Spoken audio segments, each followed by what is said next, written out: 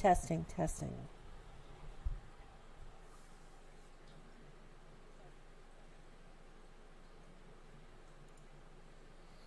Okay, everybody, it looks like we are ready to get started for this evening. So let's get into the game and see what we're doing.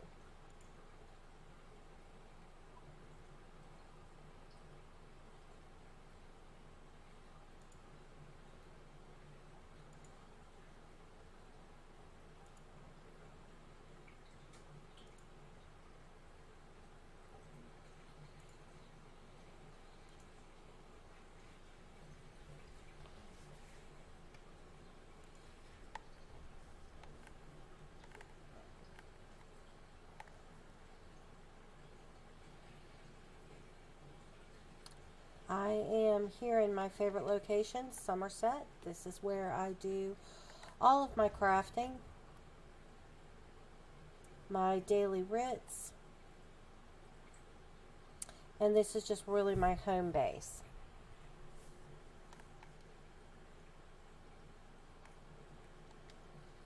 I think Somerset is probably one of the prettiest areas in the game.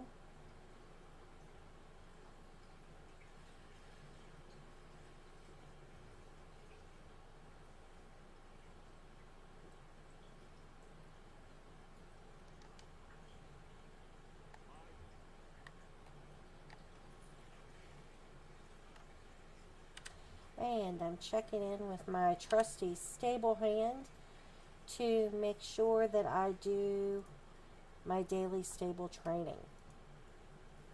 Now, if this is not something that you are doing every day and you are a new player, you absolutely need to. Just to give you an idea of what's going on, you can buy a horse, of course, if you're interested, but you also have the ability to do what's called riding trainer or stable training is what it's usually referred to. There are 3 areas here. There is speed, which you can increase your riding speed by 60%. There is stamina, which you can increase your riding stamina by 60%. And then there is carrying capacity, which isn't technically on your horse. It adds it to your person. You can increase that also by 60 spaces. Now, this is not like the bag merchant where she sells you a bag space of 10. This is instead the 1 per. Also, unlike the bag merchant, this poor guy doesn't realize what she's charging because he only charges 250 gold every day. So this would actually be the order that I would recommend you doing them in.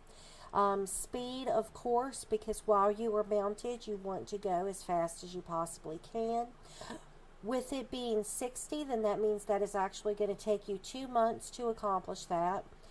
If, however, you can get occasionally some daily rewards or some scrolls that bump that up a little tiny bit, but by and large, we're talking 2 months.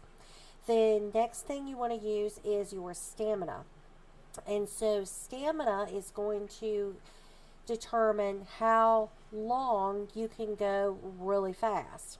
Stamina also comes into play in that if you are riding your mount through a group of enemies and you have very low stamina and you get hit, you are more likely to fall off of your horse. And then that, of course, can put you in a battle situation. So stamina is kind of important. That, too, is 60. And the same deal. You can only do it once every 20 hours. So basically once a day. And then lastly would be carrying capacity. This doesn't really make a huge difference. I mean, ultimately, when you've got all 60 spaces collected up, yeah, I mean, it's a pretty good chunk, but you're only going to get 1 space a day, so you're really not going to notice it that much. And that's why this would be the very last thing that I would do. And you see that I do have a countdown timer going. It is my trainable timer. It starts at 20 hours whenever I pay him and initiate the contact. And I will be able to come back tomorrow at the end of 20 hours and start all over again. Now, once you are done, then it is done. You don't ever have to do that again. But you do have to do it for every character individually. So, unlike championship points, it is not transferable. When you get this completely maxed out, that's just for this tune. So, if you were actually developing multiple characters, then you'll need to do this for every single one that you have. So I have already done my crafting writs for the day. Let's see what I have not done. I did do a daily battleground, but I have not done a random dungeon yet. So I believe that that is the very first thing that I'll do. On Tuesdays and Thursday evenings, I kind of reserve this evening for group play. So if you guys are interested in joining me to accomplish anything that you'd like to try, or just tag along while we explore areas in Tamriel, I would be delighted to have you. You can either shoot me a direct message in any one of the platforms, either Facebook, Twitch, or YouTube, and I will, with your gamer tag or your user ID, and I will be happy to group with you once we get started. So if that is something that you are interested in, I would love to have you join me. I am playing the PC version on the North American server, so of course you would have to be PCNA in order for us to get that figured out. Sorry, console players, I'm afraid that I would not be able to play with you directly, but certainly you can join us here in chat, and I'll be happy to field any questions that you may have.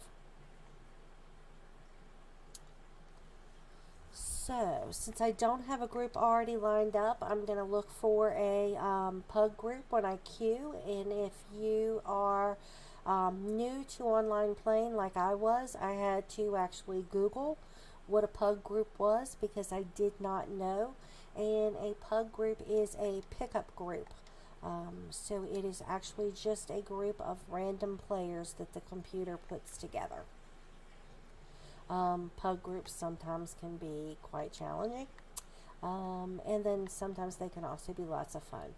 So I was just double checking my weapons there, making sure that they were fully charged. I did not have food, and I believe I saw that I had an experience scroll. So I am going to go ahead and activate that because I'm heading into a dungeon. Alrighty, so first up I have Spindle Clutch. Now this is actually just a normal dungeon. See what it is. Okay, so I am in as the tank.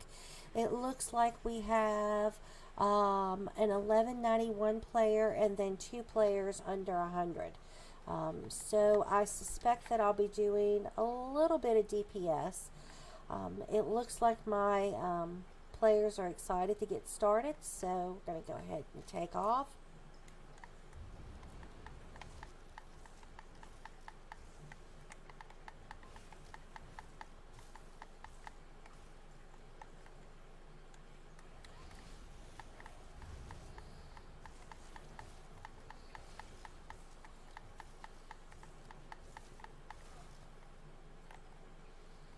If you are new to doing dungeons or new to doing dungeon content, just be really careful of your positioning. So this fellow up here, who is the 1100, he is being impatient, and he went ahead and aggroed this boss while the tank, who is myself, and the other players are in the background. Now I have generally no problem with getting taunt, but you really should always let your tank go first into the room for that exact reason. Now, a lot of these dungeons, the early on dungeons like Spindle Clutch, Elden Hollow, Fungal Grotto, and you see he's already aggroed the boss, are really simple to do, and you don't have to worry about your team formation. as carefully as you would if this was a vet dungeon. That's when that becomes really more critical.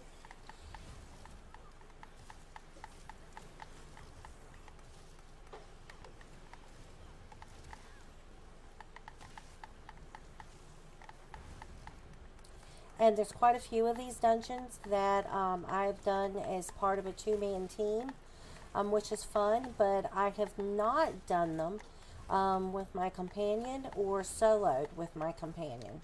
So I do actually want to try that. I think that would be fun just to see how far I would get. So also when I'm playing with characters that are under level 100, I really try to be patient and make sure that they're not doing any questing, because sometimes it takes them a little longer to catch up.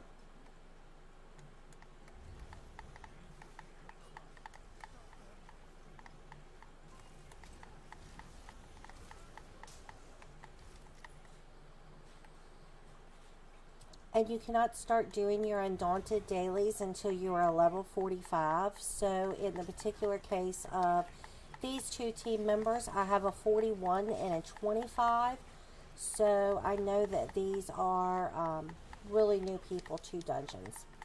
Or they could be alternate tunes for people who are building new characters. But I do try to assume that they are new players and just try to be a little patient.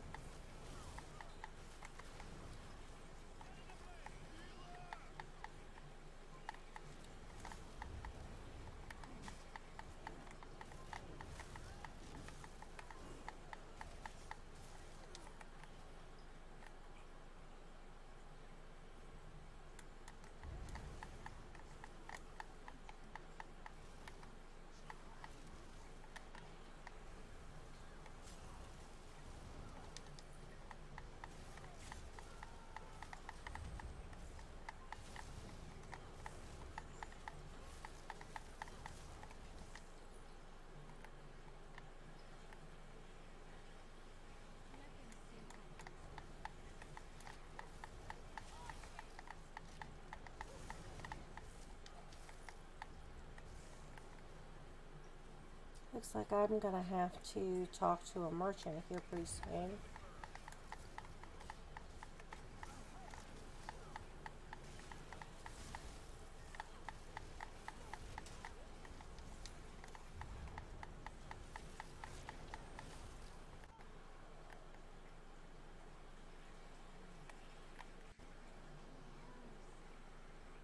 And sometimes treasure chests are hidden in these far corners. There generally should be 2 treasure chests per dungeon. And I'm not worried about collecting up that ruby ash bow.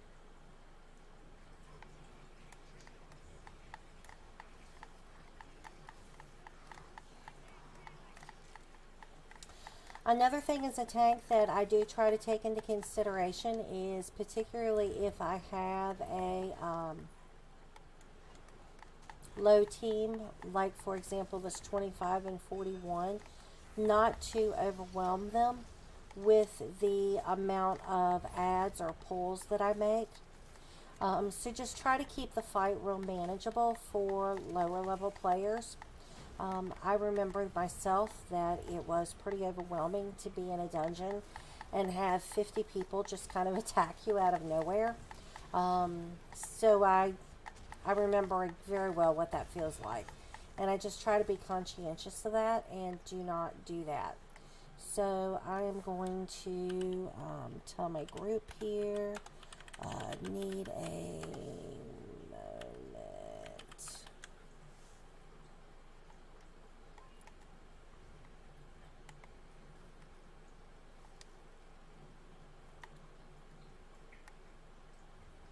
Okay, it looks like nobody else needs the merchant, so that'll work out. Let's talk to the merchant. There we go. She appeared right on the guy, so I'm going to get rid of my stuff.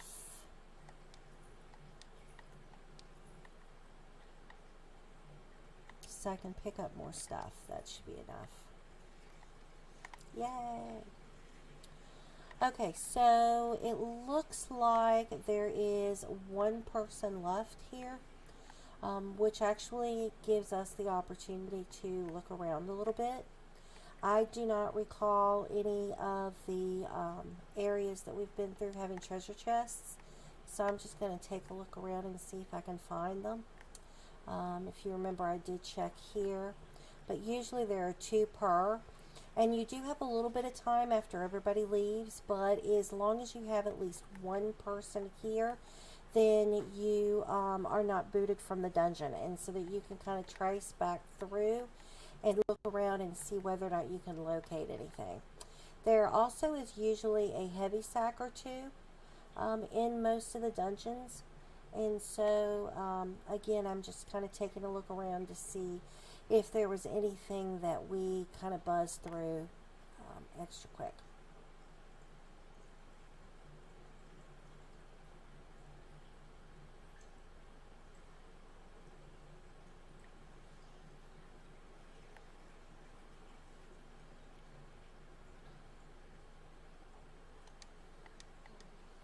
I'll let the poor guy off the spider web. That's always a friendly thing to do.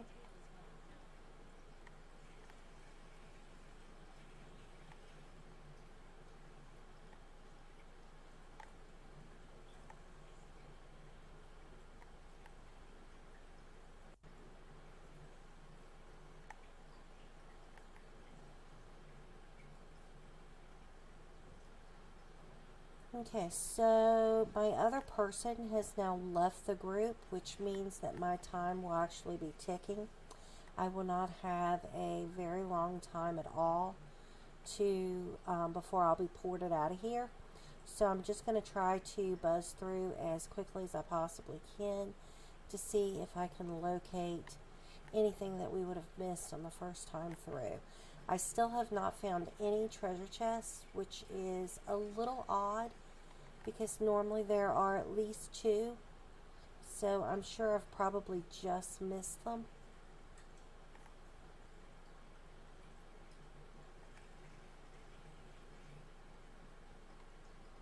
But it doesn't hurt to do a little look.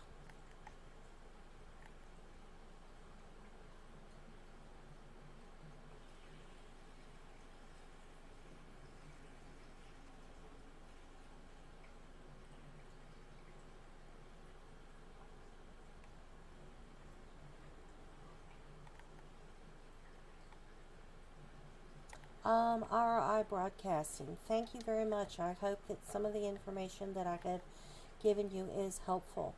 It was not terribly long ago that I started out on the Xbox, and it was actually my very first online game, and it was crazy confusing for me. So I am certainly trying to help people that are in positions very similar to myself. So I appreciate the encouragement. Alright, so for whatever reason, I did not find heavy sack nor treasure chest, but case rock sera.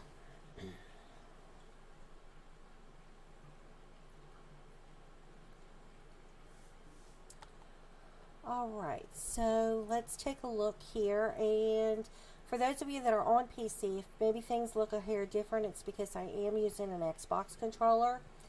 I kind of started, I definitely started ESO with an Xbox, so I'm very comfortable using the controller. I have kind of tried to use the keyboard and the mouse, and I just like the control that I have better with the sticks as opposed to the keyboard and the mouse. However, with some of the add-ons and some of the different systems and the hotkeys that you can get into systems, I do very much like that on the keyboard. So I'm kind of a weird hybrid in between both. And luckily, that's an option. For the console players, PlayStation and also Xbox, I'm afraid that you do not have that ability, but hopefully you can follow along what I'm doing in the menu system. The game, by the way, is exactly the same. The only thing that the add-ons really do for you is to do what I call quality of life improvements. So if you do not know, under Activity Finder, there are a couple things that you can do every single day that you should be doing every single day as soon as you're able, which is when you reach level 10. You should be doing daily random battlegrounds and daily random dungeons. Now, when you are such a low level, they are going to start you off with very limited dungeons.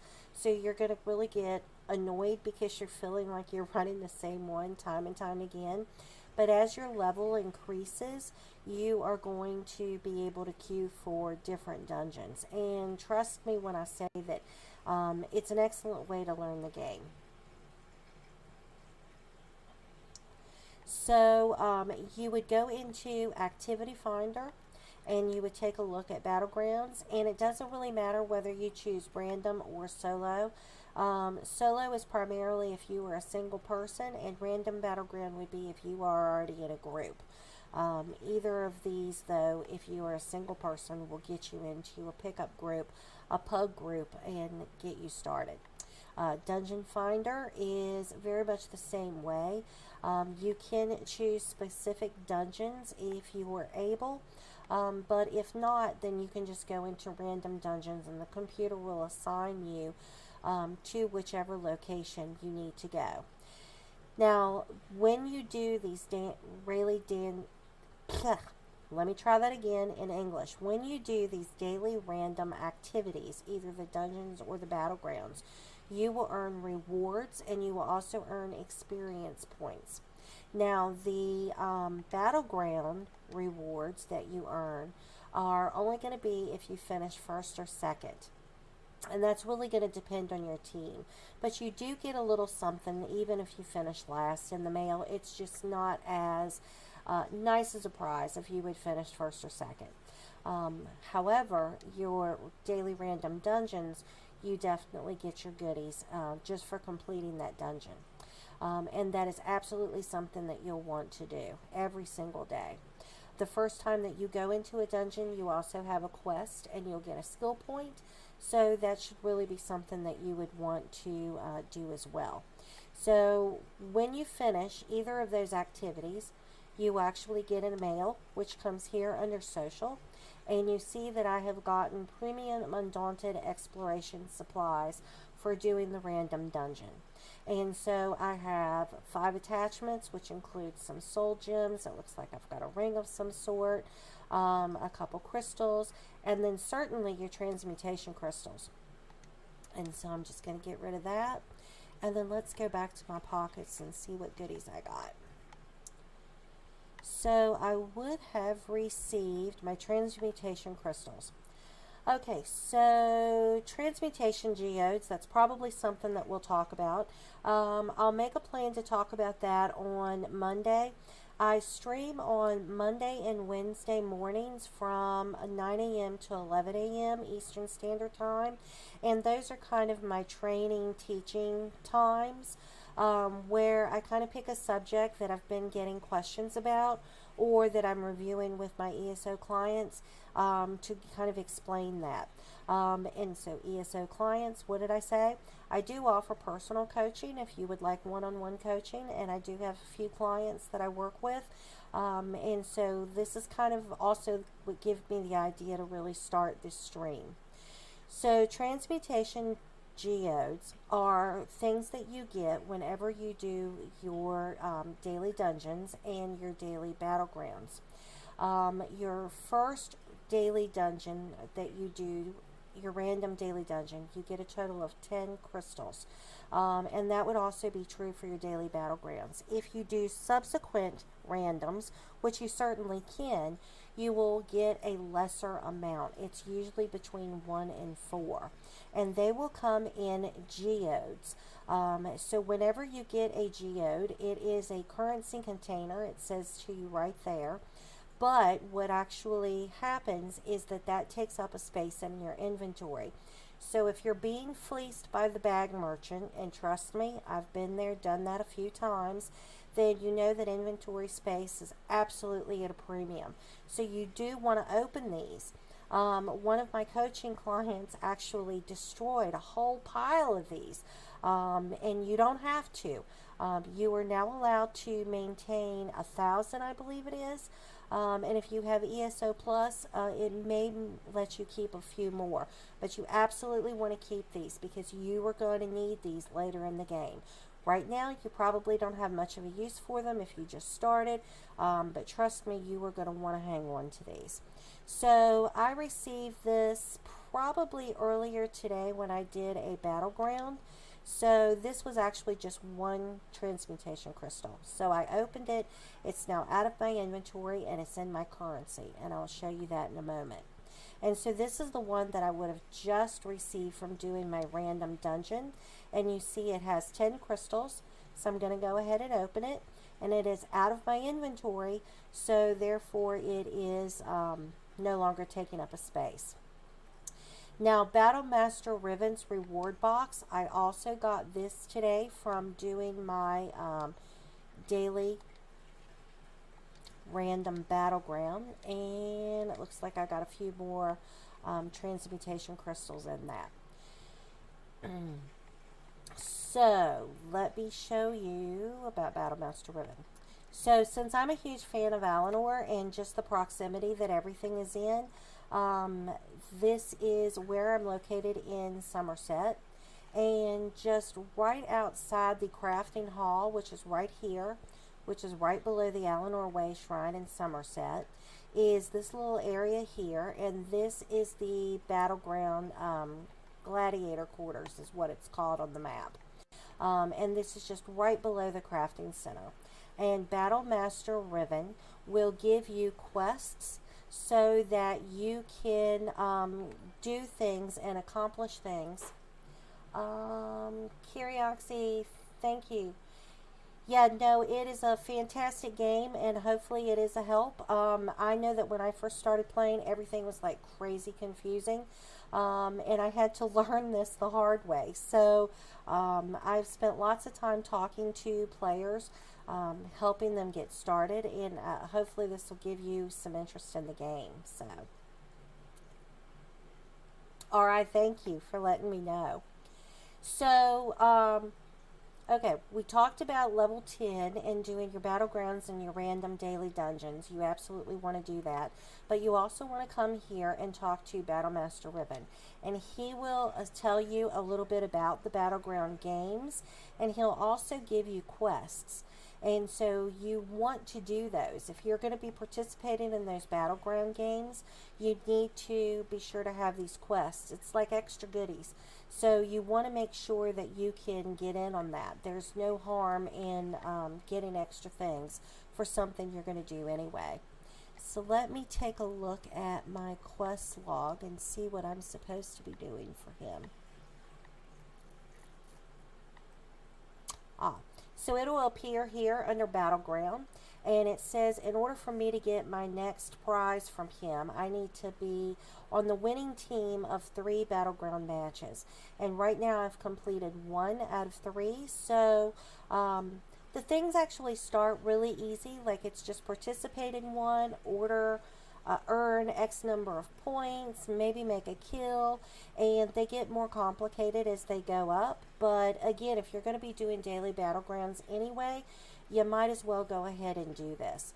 And you see that it is a repeatable quest, which means that when it's done, I turn it into this fella, and then he's going to assign me another one with a new task. So it is absolutely something that you will want to do every single day. And I don't have a lot terribly planned for this evening. I was hoping that I would have a little bit of group activity. I know that since I'm new at streaming that it's going to take a little while to get the word out. I do have some things that I need to do myself, but I also, when things come up, really want to talk to you guys about Transmutation Crystals, so I don't forget about it. So I'm here at the crafting station, and I just wanted to talk to you about transmuting items. Whenever you have the ability to make something, you can come down here to a trait, and you can assign that item a trait, assuming that you have the stone. Now, the precipice for this is that you have got to have researched that trait. So that's why it's super important to do your crafting every single day. And in previous videos, I've went into great detail on the crafting. So you really need to check those out, or if you have any questions, you can shout them out here in chat. But you see that I can create any item that I want using every single trait except for Invigorating and Nirncrux or Nirnhoned, which is the only two things that I have not finished researching yet here. You see that I have got a lot of Nirnhoned stuff to research, and then I've got a couple other things that I need to research as well. So researching those traits then allows you to transmute an item. So let's say, for example, I got Hrothgar's bow, and you see that the trait on this is decisive.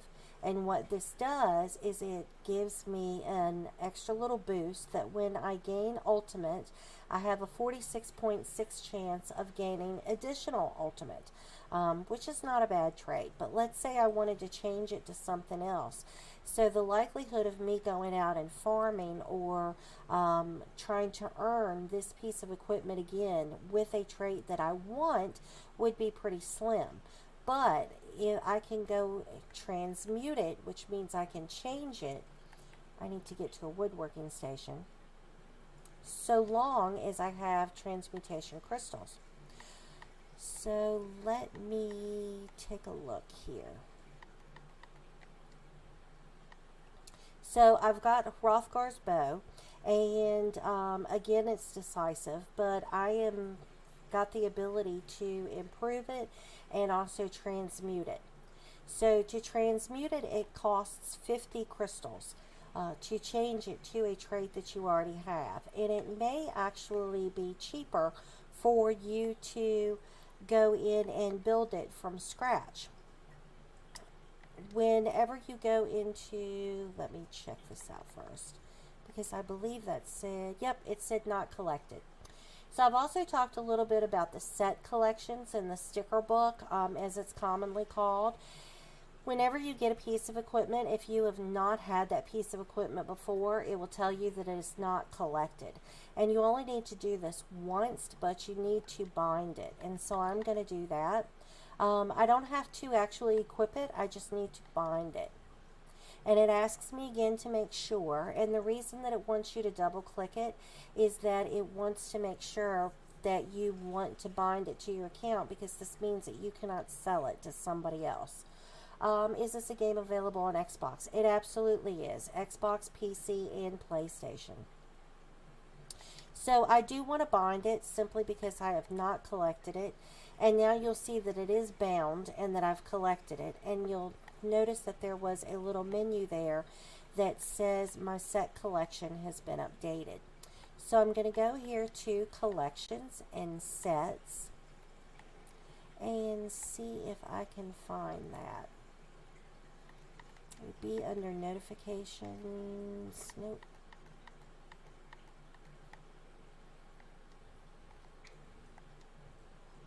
So when you look at your set collections, any piece that you've ever collected, you're basically adding to a little sticker book. So let's take a look at this one. I haven't spent a lot of time in Arden, so I don't have a lot collected. But you'll see that the things that I actually have collected, I have the ability to go in and recreate those at a transmutation station. And the cost of recreating those is going to cost me Transmutation Crystals. So if you see that this particular item says that any of these can be recreated for 65 Transmutation Crystals. Now, if I had this item actually in my hand, I could transmute the trait for 50. But as you get more detailed collections, let me take a look for something that I have quite a bit of. Okay, so let's take a look at Lamina's Song. Any of these pieces that I have already bound to my account, I can go back in and recreate those in any trait that I want, so long as that I've researched it, for only 46 stones. So if I would, for example, have a Lamina's robe that I wanted in a different trait, I would reconstruct this because it's cheaper than I would transmute it. And again, it's just a little cost saving wise. You see that I do have here of the transmute crystals. Currently I have 710 of 1,000. So I am only allowed to carry 1,000. Whenever I get into that area, I really need to decide what I want to do with them. If you recreate something that is bound to your account, you can give it to other characters, but you do not have the option to sell it in a guild trader. So that is something that's a little disappointing, but you just have to keep that in mind. But it takes you quite a while to earn up to 1,000 crystals, so that wouldn't initially be a worry for me right away. But it would be something that I would certainly consider. Opening all of those geodes and making sure that you have them out of your current inventory. Now that Rothgar bow that we were just talking about, turns out that that came from one of my Battleground adventures, so that would kind of be a PvP thing. And it looks like it traces back to Cyrodiil, so I'm going to take a look through here to see what I have earned and where that bow is. I am suspecting, as I was right, that that is the very first piece that I have.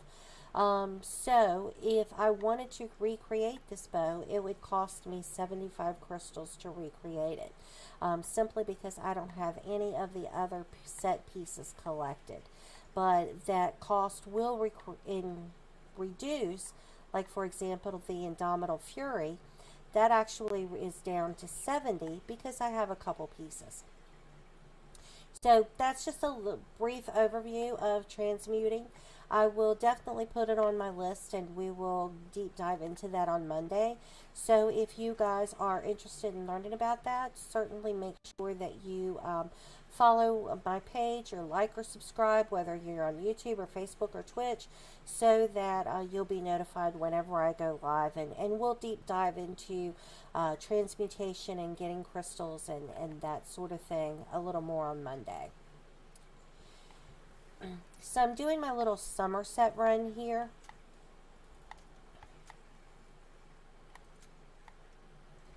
Particularly if you're a new player and you're being fleeced by the bag merchant, a little extra money is nothing wrong with it. So there are a couple little treasure chests and then some really good material nodes right down this waterfall area that I like to just check for. And I've been pretty lucky on occasion. I've gotten 4 or 5 chests. You'll see this run so far I've gotten 2. And it's just a matter of where they respawn.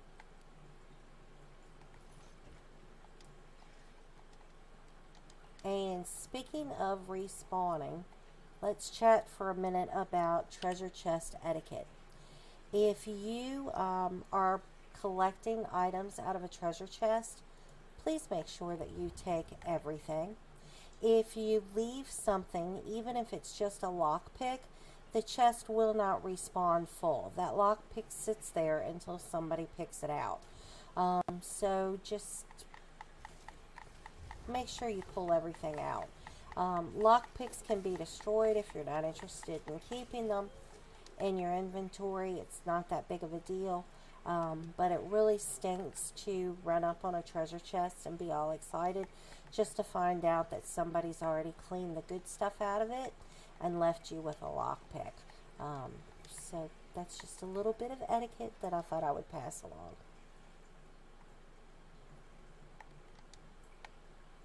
Okay, so I've gotten 2 chests so far. I've got 2 other little places to check.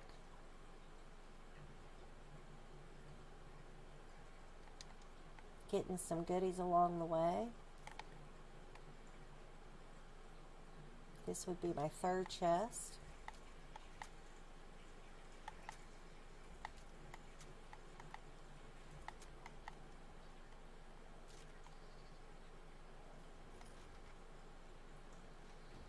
And it looks like I need my merchant. Yep. I need my merchant over here, please. Thank you. Let's see.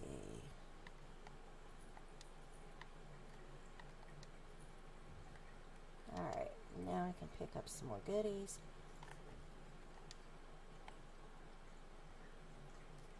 And then I have just one more location.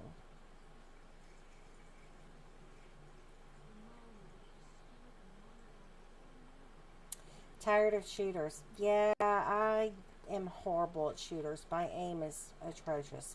I never really like them.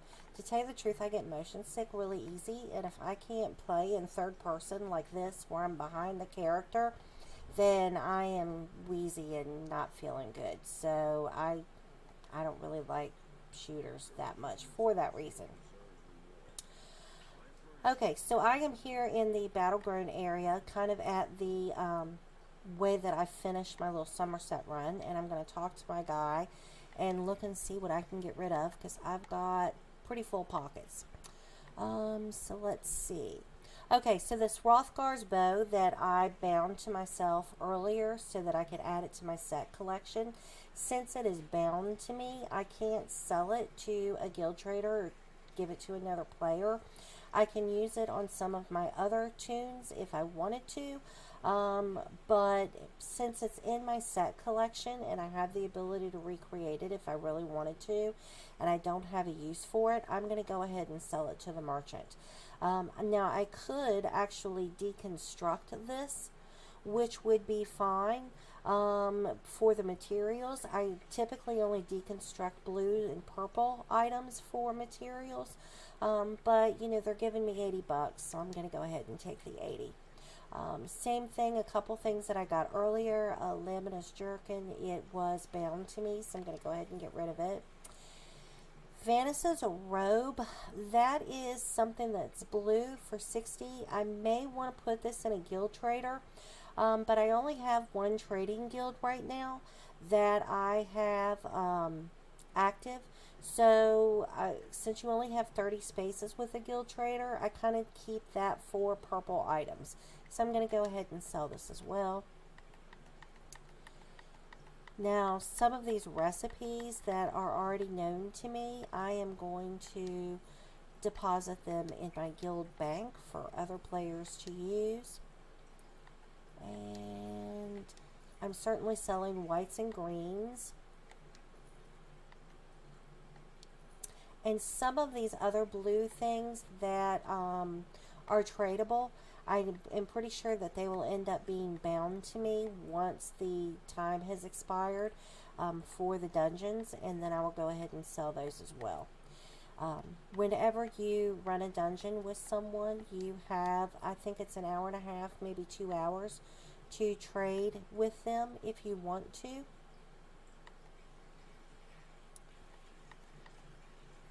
And you'll see that this kind of a weird symbol here beside the ring of prayer that's over the ring means that it can be traded. And it looks like all of those things have been collected. Here's a green that I'll sell.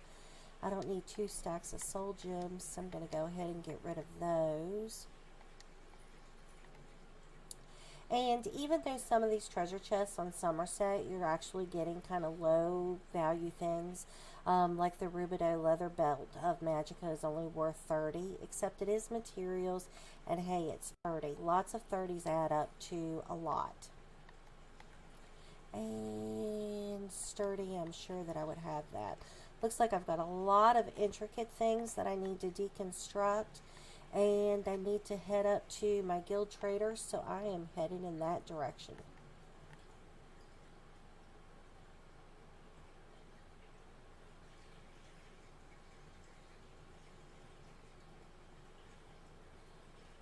I am just going to take a little quick peek over the waterfall just to see if any of those chests respawned, since I'm heading to deconstruct anyway. Alright, you live in Somerset? Yeah, I think I have an apartment here, And there is a house right up the stairs too that you can get, an Eleanor townhouse that is like super convenient. On the Xbox, I did have it simply because Eleanor was totally my home base. And so no matter where I was in the game, because I always like to come back and dump my pockets at the end of my gameplay, I would travel back to Eleanor, and it is so convenient with everything being located right here. Okay, so I am going to deconstruct some of the stuff that was in my pocket. The purple Gloom Grace necklace is already in my set book, so since it has not been bound to me, I am going to sell this in a guild trader because it is purple. The ring of Medusa is bound, so I'm going to go ahead and deconstruct it. The ring of willpower. I'm on the fence about bluing Somerset, Massachusetts. Oh, well, I imagine it's not as pretty and as purple, except maybe in the spring is what the Somerset here is. So the ring of willpower is, yeah, I'm on the fence about that because jewelry actually gives you pretty good money. So I think that I am going to hold on to that. Well, and I do have one in purple though. I'm going to go ahead and deconstruct this one. And if you watch up in the top right hand screen, you'll see what kind of goodies I get for deconstructing these things. So, yeah, I got some stuff. So that's good. And while I'm here, and I'd like to do this at least once a day, is just double check and make sure that my researching is going off without a hitch and that I don't have any researching spots available that I need to research. And I also check in and refine anything that needs to be refined. And let's do the same thing here. Check in on the research. Deconstruct. All of these little things with this little character beside it is called Etiquette, and these are things that you absolutely want to deconstruct because they increase your crafting potential for that particular skill by 285% of what it would be if you were just doing a normal item. So I'm going to hold off on this purple. I'm going to sell this on my guild trader, and I am going to save these blue things until such a time that the trade has expired. Checking research. So if you look here in my researching, 2 out of 3 items are being researched, which means that I need to research something else. I don't have anything in weapons, and I don't have anything in shields. Actually, I don't have anything to research. Yay! So that means that these are my last 5 or 2 items here. And I've got 10 days and 18 days, and my woodworking research will be complete. So that is awesome. Let's look and see what we want to deconstruct. And now that I've deconstructed, I'm going to look and see if there's anything to be refined. And again, you'll notice that top right hand side is all the goodies that I'm getting from doing these activities. Check research, deconstruct.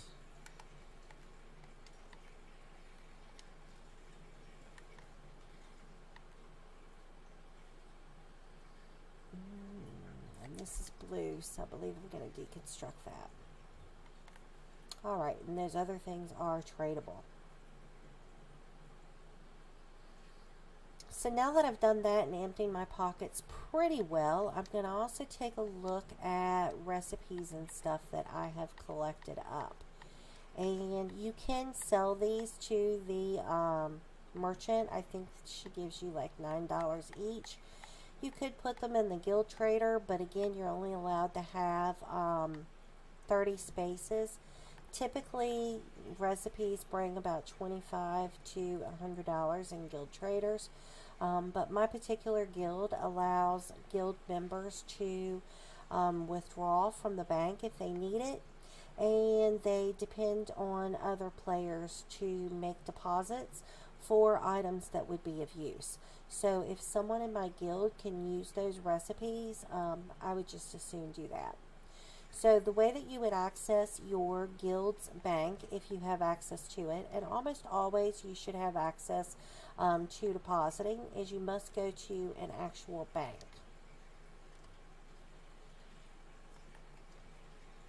So I'm going here to the bank, and I'm going to guild bank, and I'm going to choose Y just to make sure I'm in the correct guild bank.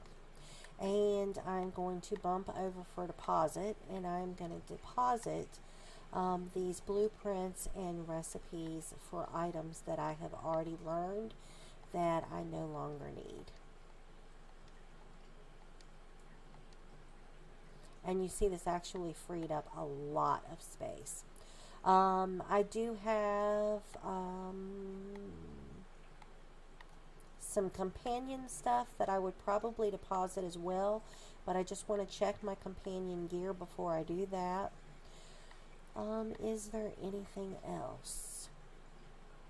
Nope, I don't think that I have anything else that I wanted to deposit. So let me talk to my companions for a minute. So I'm waiting for Miri to show up. And I'm going to talk to her for a moment and take a look at her equipment. So she has a blue bow, and it looks like I could change her to an axe, but I like her having the bow. And a bow is a two-handed thing, so her offhand you'll see is here as part of the bow. So she cannot dual wield because a bow does take two hands. So her helmet is green. I would prefer that to be blue, but I have not had opportunity to earn that or buy that. I also have her in a green jack. I do have her in medium, and there are different traits for these equipments as well, and you cannot transmute them. All companion equipment has to be earned. So just double check. So she's in medium, but I have blue shoulders, medium belt, medium bracers. I do not want to put her in heavy boots. Okay, so now that I've checked her, let me get out Bastion. Waiting for him to show up. There he is. Let's look at his equipment.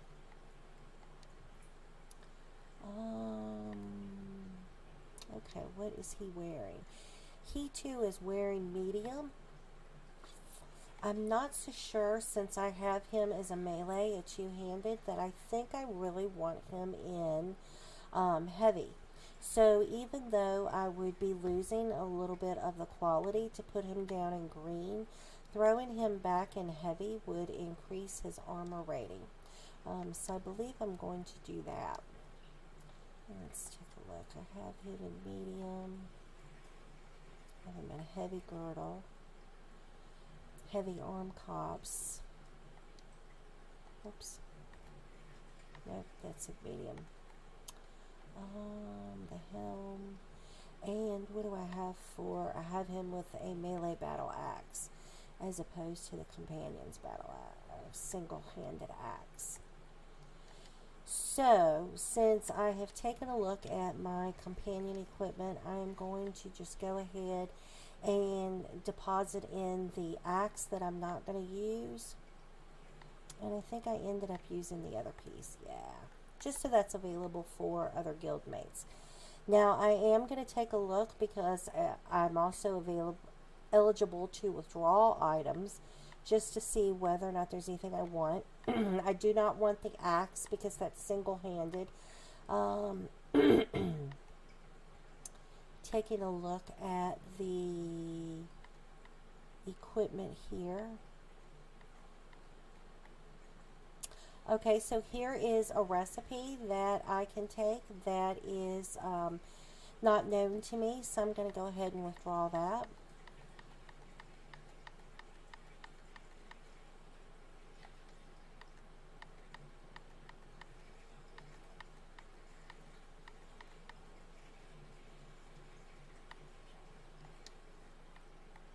And this particular one, you'll see that there are 4 of those.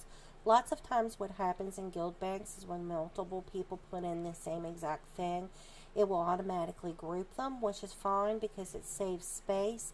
But just be conscientious that if you do have permission to withdraw from your guild bank and you take something as a set, you actually only need 1.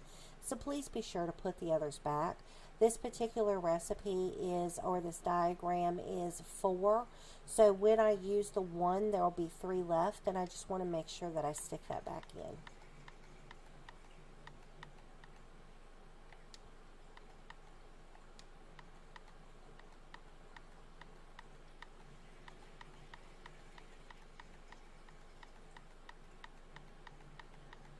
And if you do belong to a guild where you have the ability to use their guild bank, absolutely check here first before you buy it.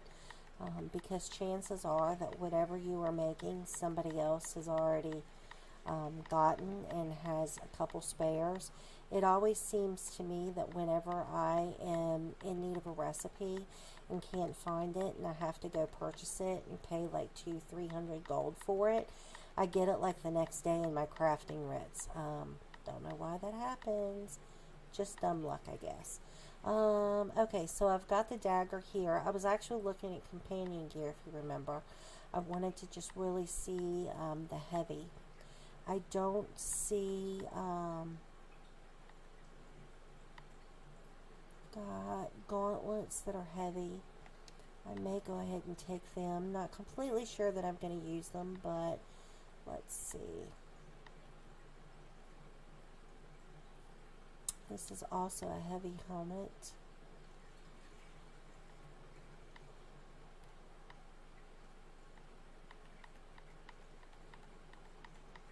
And in addition to recipes, a lot of guild banks also store styles in them as well. And same deal as recipes. If you have more than one, I'm looking for, I think I had the epaulets, but I'm not sure. Then just make sure that once you use them, you put them back. So I've got a great sword. Pretty sure, yep. Alright, so let's talk to Sebastian again. And look at his equipment.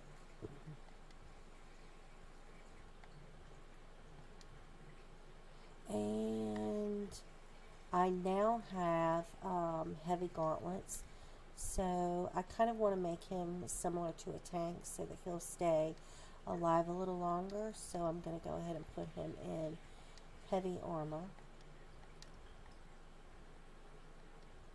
And I was able to get those pieces here from our guild bank.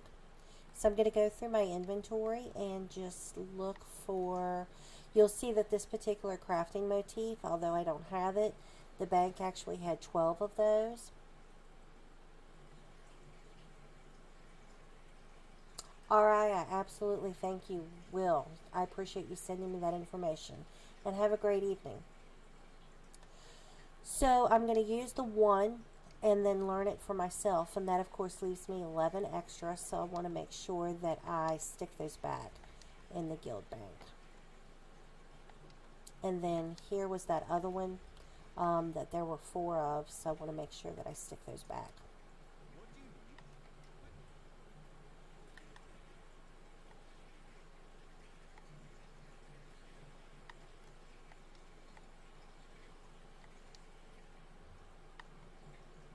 Alright, so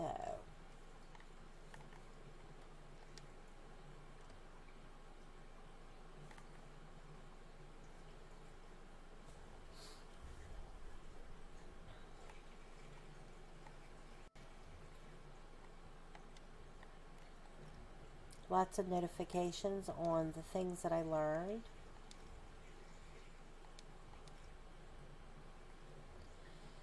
And let's see, where do I need to be?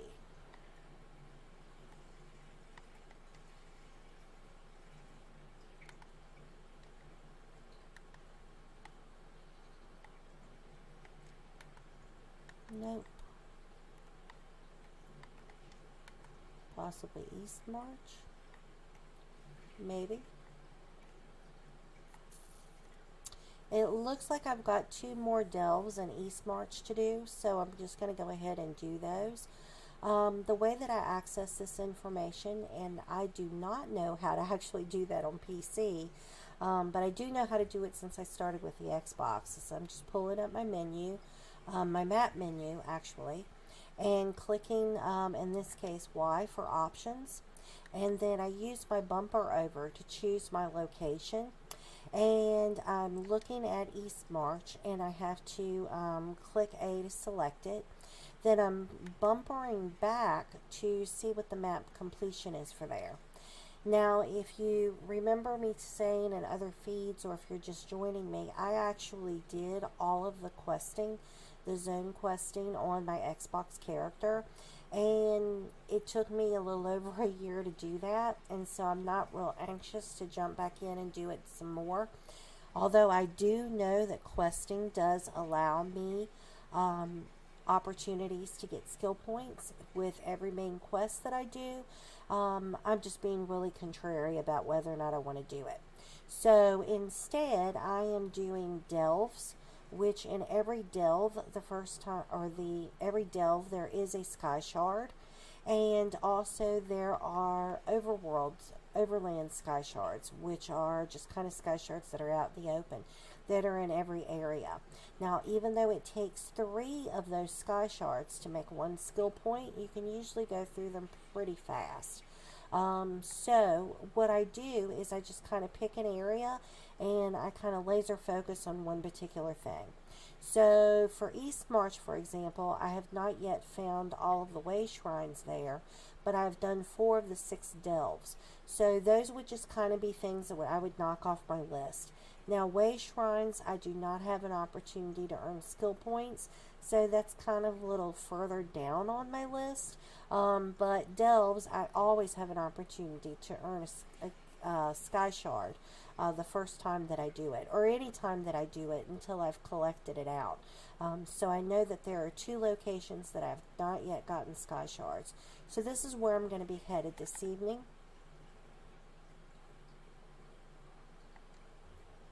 Is over to East March. And it's a little hard to see for all the fun stuff that is added to my maps here. But once we actually get to East March, I'll be able to see a little clearer on where I need to go.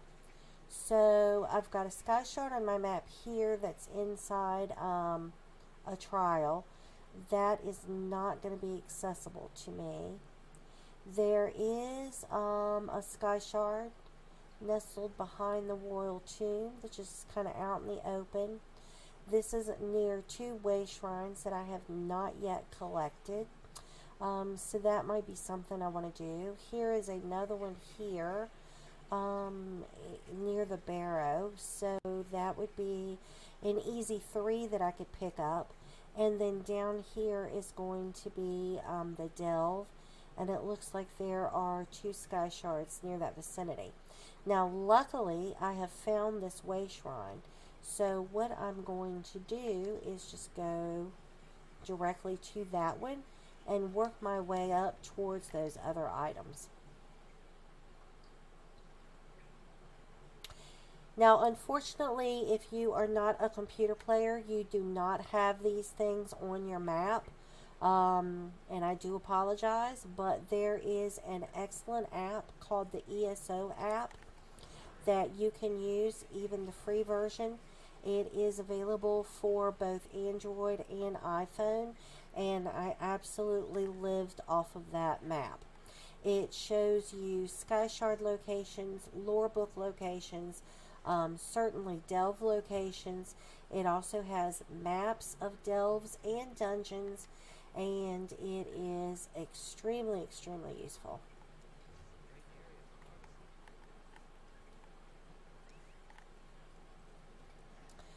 Now, I am perpetually getting lost in running in the opposite direction of what I need to go.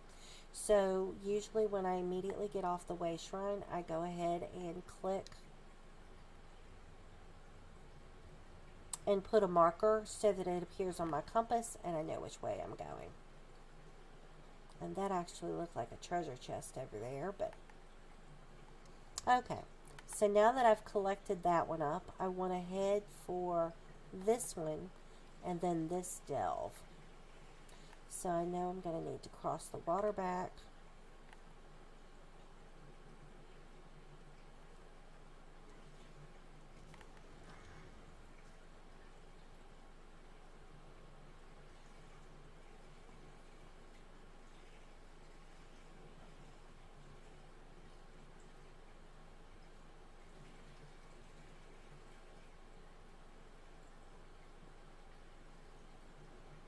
We were talking earlier about shooter games and first-person shooters. I've just always been a real big fan of dungeons and, you know, the puzzles of them all, I guess. Just trying to figure them out. And I think that initially came from The Legend of Zelda. That was probably my first start into video games. And it says I have a sky shard around here somewhere. Where is it? Lost in the ruins above the grotto.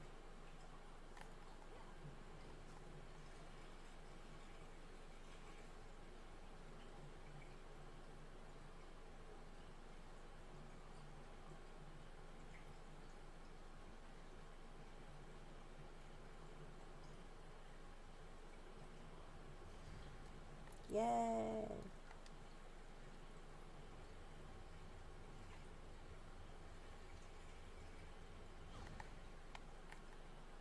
Now, back when I started The Legend of Zelda, which of course when it was initially released, that was pre-Google. There were guidebooks that you could get. Oh, yay. Sigil Portal. Definitely want to loot that before I go in. There were guidebooks that you could get, but there wasn't any internet. So if you wanted to figure something out, well, you had to do it the hard way. You had to actually figure it out. But if you wanted to remember where you were going, you had to map it out. And my husband and I used to map things out on grid paper. And there was also no nonsense such as autosave. Most of the time you received a 16-digit code that you needed to enter in order to save your game. So if you look here on my map, I see that my delve boss is going to be here, which I don't have to do because I'm really just here to steal the sky shard. But I am going to do it just so that it would be cleared off my zone. So I really want to come this way.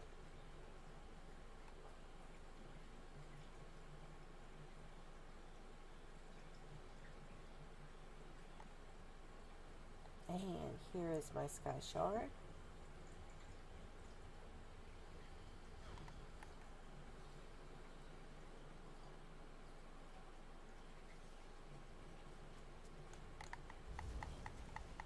And it is not mandatory that you fight everything. Usually you can kind of outrun some stuff. But I will say to you that if you have like a lot of AoEs, which is area of effect skills, or DOTs, dots, damage over time skills, and it looks like this is going to be our guy, then there is merit to running past people and grouping them up. If it looks like they've blocked you, try to roll dodge through them, and that usually puts you through them. So I have found with Sebastian, which is one of the reasons why I put him in heavy armor, that because I chose to use him as a melee person, that he ends up taking quite a bit of damage. And that is why I've put him in heavy armor. He seems to die a good bit. I like Mary as a ranged person with that bow. And so I will keep her in medium armor. I could, I suppose, put her in light armor, but medium armor seems to work okay. So you see that Sebastian has actually picked a fight with a couple of these things. So I'm going to go ahead now that I have 2 or 3 together and fight them. And he will catch up. I probably should feel bad that sometimes I just run and leave him, but hey, he's picking the fight.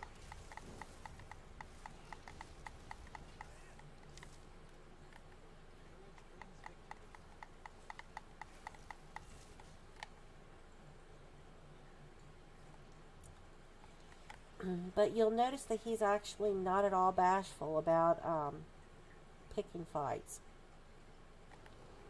Ooh.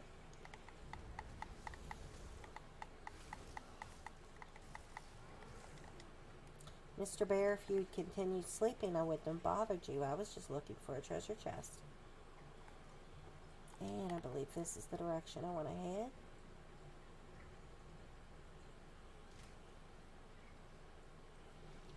And again, I'll let the skeevers kind of chase me for a little bit.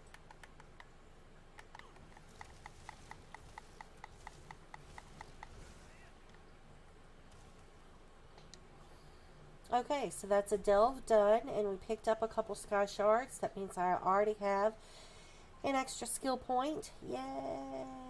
And I wanted to head in this direction to pick up this way shrine, then to go over to these areas. So I'm just going to mark this on my map so that I have an idea of where I am headed. It does not look like I've got a good route.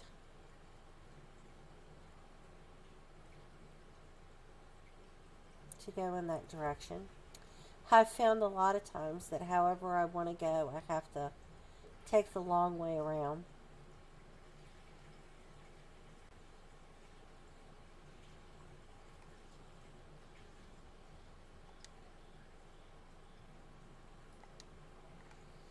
And it's not letting me in there because that probably is going to require a quest.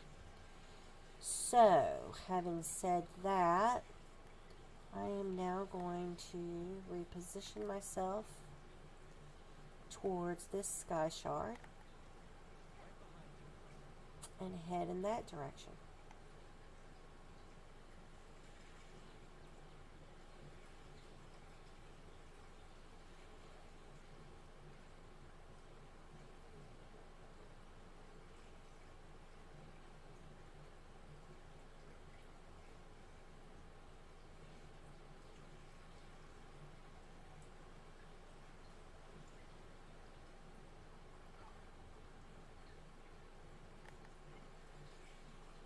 Looks like I need to be across the water here.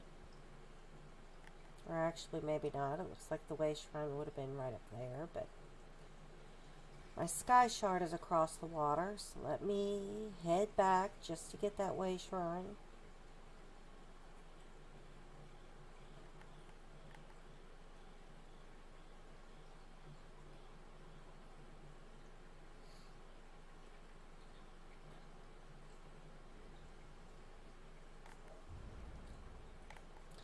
So way shrines allow you to fast travel from one location to another.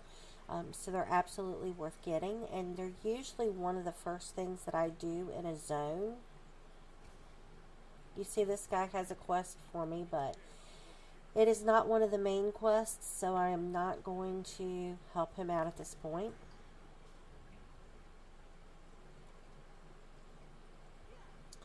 So if you have treasure maps, or if you have, or when you're doing the main quest and you have already opened up those way shrines, it just makes it super, super handy. If you were coming back to do world boss battles, or if you were coming back to look for lore books, all of those things need to be done in all of the zones, and they all really start with having those way shrines open. So I've got another way shrine down here, but it doesn't look like I have any sky shards outside of it. So I am actually just going to look for my last delve. And apparently there's not a lot of overland sky shards yet for me to have. We've got that one that's up here in the fort that it's probably not going to let me in or have until I do the quest. So that one is kind of going to be out. And then I have one in the public dungeon, so that would be 2. It shows that there's only 3 that I have not collected, and I have one more delve to do, and so that would be my 3rd one. So there aren't any more overland sky shards for me to get. So I really just need to find that delve location, which probably is under some of these lore books, and that's why I'm just not seeing it. But I am sure that it is here somewhere. So that is the dungeon. There's a delve.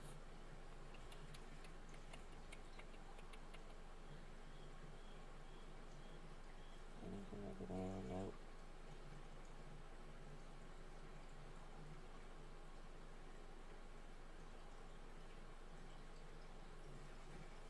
That is a lore book.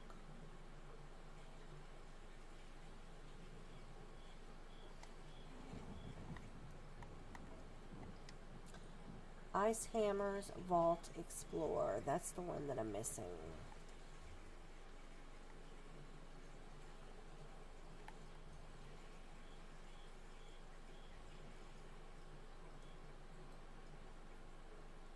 And it could be that that delve is part of that fort, because I don't really see that on my map.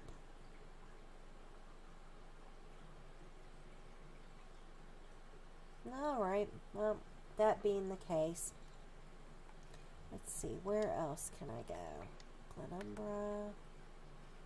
Glenumbra. Let's take a look at Glenumbra's. Yep. So I am going to just teleport to a guildmate that is in Glenumbra. That is a super awesome benefit that you have by using the PC. With a little PC add-on called Beam Me Up. It allows you to teleport to members, which is very cool. You can actually do that with the Xbox or the PlayStation. I will show you how to access that, because it is possible. So the way that you would do that, if you have the Xbox or the PlayStation, it does not tell you where specifically they are, only in the zone. So you would go to social, and then you would go to guilds. You would look at one of your guild rosters. You're going to look for somebody that's in the green, which means they are online. And then you are going to look for the location of where that person is. And you do have the opportunity, if you're looking for a specific location, to sort by location. So in this particular case, I'll scroll down to Glenumbra, and I'm looking for somebody in the green. That actually happens to be me, so that's useful. So there isn't anybody else here right now. The person who must have been here has left, so I don't have the opportunity to teleport to them. But let's say, for example, I want to go to this person. I have to choose somebody other than myself. I would simply click on them, and then I would click Travel to Player. So on the console, you do have the opportunity to do those very same things. It's just that how you would access that is just a little trickier. So let me see. It looks like I have a blacksmith survey here as well. And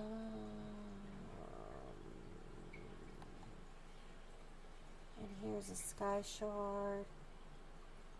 And there's a sky shard. I believe that's going to be a delve. So let me just zoom in and look for my nearest way shrine, which I think may be here.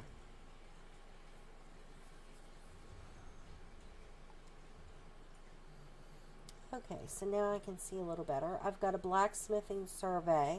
I'll certainly add that, surveys and treasure maps. That'll be something that we should do probably on Wednesday. I've got a sky shard here. Sky shard is part of a public dungeon. So I think I'm just going to head to that sky shard. And it looks like I also have a delve there as well.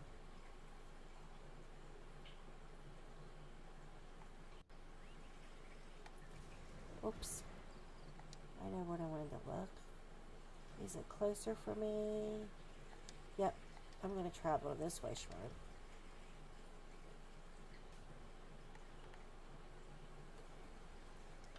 And I'm going to go to the sky shard first.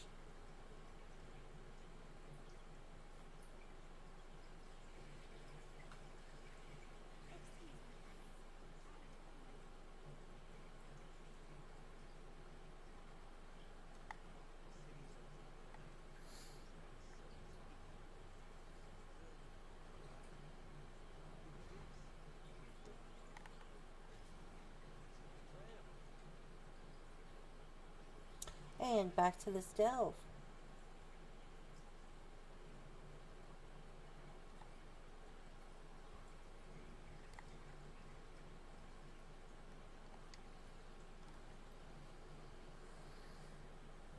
Now, if you don't know what delves are or don't have a clear understanding of them, delves are basically like little mini dungeons.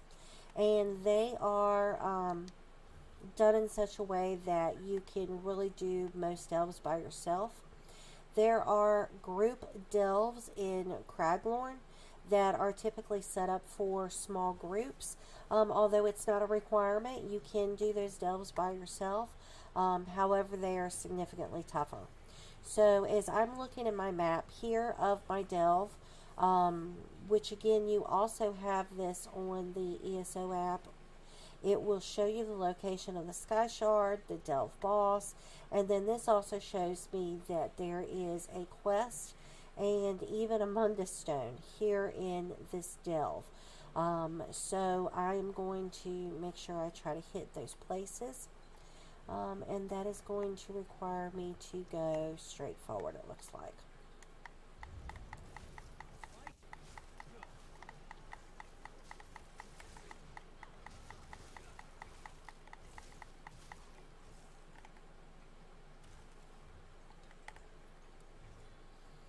And again, I'm going to let Sebastian take a little bit of the brunt. And whoever wants to follow me is fine. Until I get a little bit of a group. And oftentimes your companion can actually take care of whomever. Like for example, there isn't anybody else following me, so the two people that were initially coming after me, Sebastian dealt with those. Looks like there was a heavy sack. And so I want to go forward, and it looks like my little quest thing is here.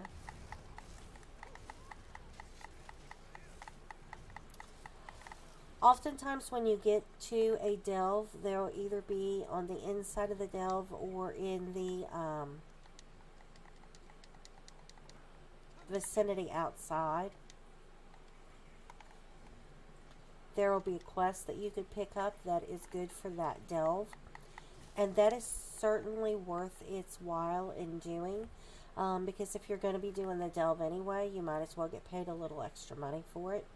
Or get some goodies by completing a quest. So I'm going to run through these first couple. Let Sebastian handle them. And then I'll work on these harpies.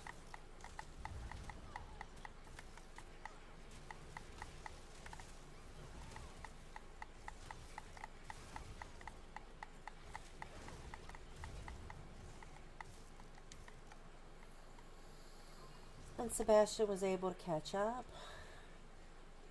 So my sky shard is going to be over here in the water somewhere. There we go.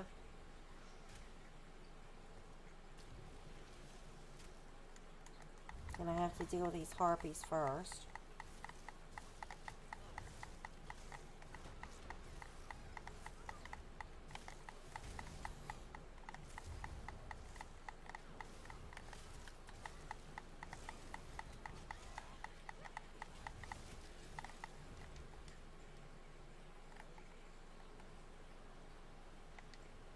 Take advantage of the sky shard.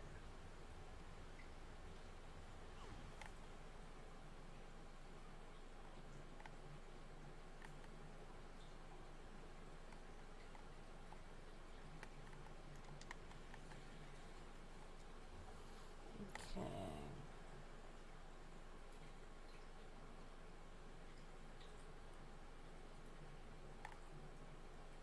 I'm looking, I see a scroll or a lore book here, so I'm going to go ahead and pick this fight.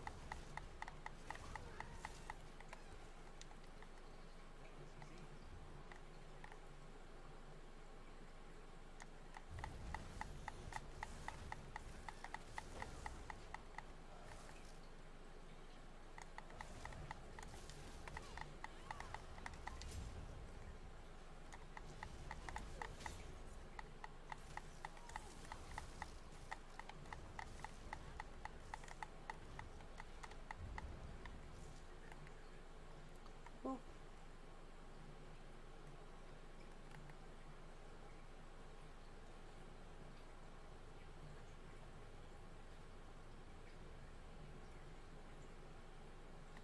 No. Hold on.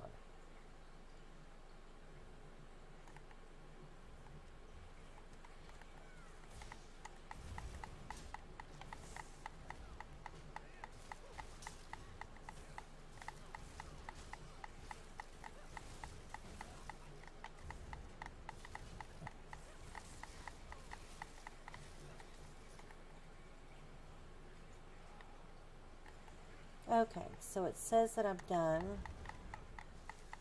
Just have to figure out how in the world to get out of here. I think I have to go down this way. Up the stairs.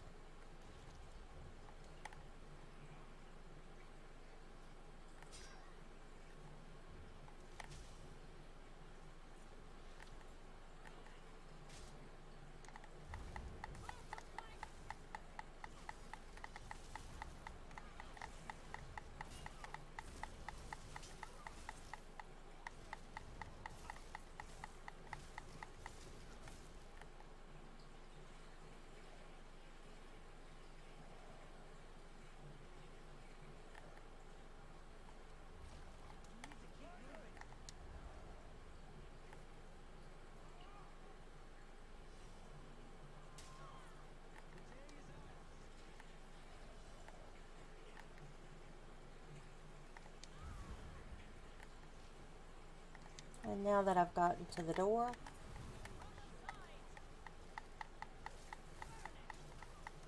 I will go ahead and release my AoEs and DOTs. Take care of anybody Sebastian hasn't already taken care of, or Bastion. And yay!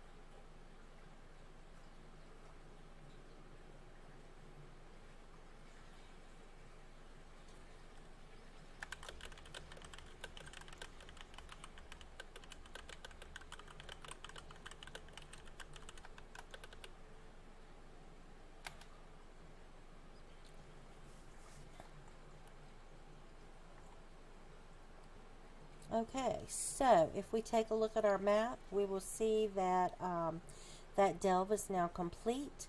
I just have a couple more to do, and I am going to call it a night though this evening. And I appreciate everybody joining me. I will be back on Monday. We'll deep dive into transmutation crystals, and then also we were talking a little about antiquities, so we'll get back into that a little bit, and then we'll talk about all of these treasure maps and survey maps, and what in the devil are they. How do you end up with 800 million of them, and what do you do with them, and what benefit are they? It's more than you think. So that'll be something that we will definitely enjoy and take care of. So as always, I appreciate you joining me. And if you are interested in playing with me next Tuesday or Thursday evening, please shoot me a direct message with your user ID so that I can group you, and I would love to have you. I do that starting at 10 p.m. Eastern Standard Time, and again, PC on the North American server. So thank you again, and I'll see you next time. Enjoy your time in Tamriel.